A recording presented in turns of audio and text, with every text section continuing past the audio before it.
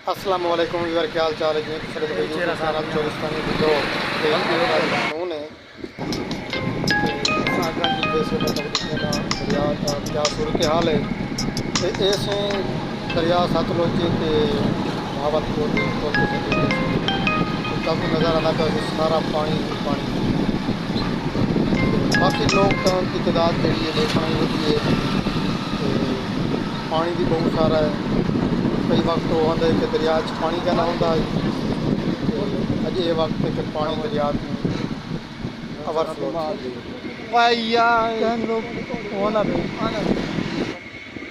तब नज़र आता कि सारा ही पानी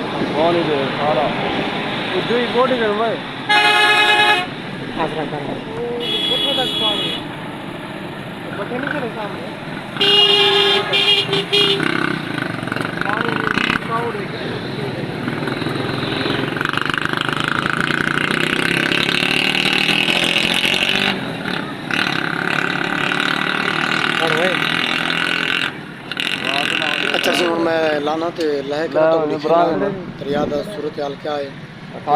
स्पीड की बहुत सारी है। ये दरिया सतलुज पुल के उत्ते मैं गया खड़ा जी तरफ मैं पानी नज़र आना तो बहुत सारे देखो डिठे लोगों के घर जो पानी च बुड़ गए। जितने मेरी दीद वेंदी है कैमरा जूम करके तो देखना है। देखो जिद कर कैमरे की जूमिंग वेंदी है सारा पानी पानी है। जंगल जड़ा खड़े ये भी पानी है। असा वैसे वो भी पानी है। अगर जुर्म की सूरत हाल देखते से काफ़ी तादाद इस आगे से बंद कोल तो ये सारी आबादी च पानी खड़े थे। दरिया कह नहीं ये सारी आबादी नज़र आती पी सी। ये आबादी च पानी वड़िया खड़े तकरीबन 12 किलोमीटर दूर पानी है।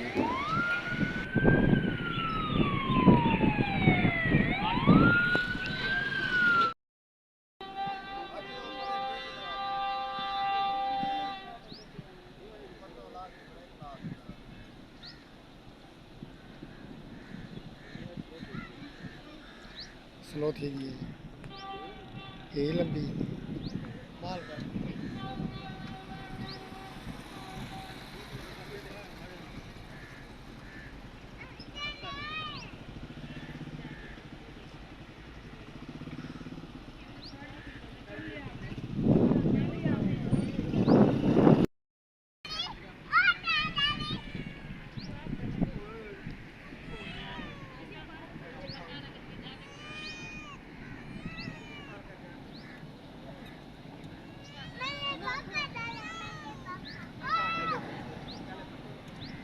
बोल हल्दी गड़ी है।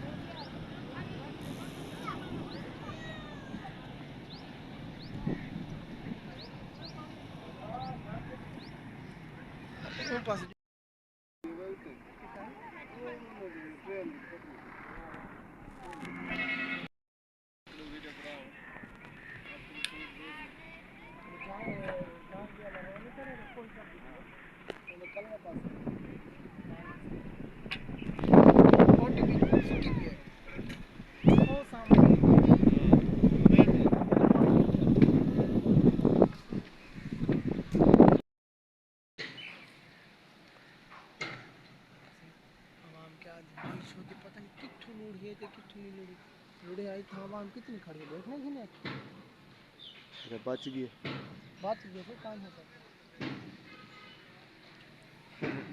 मई से बच गए कान्हे पकड़े लोड़ा कितों पिए 2 रुपये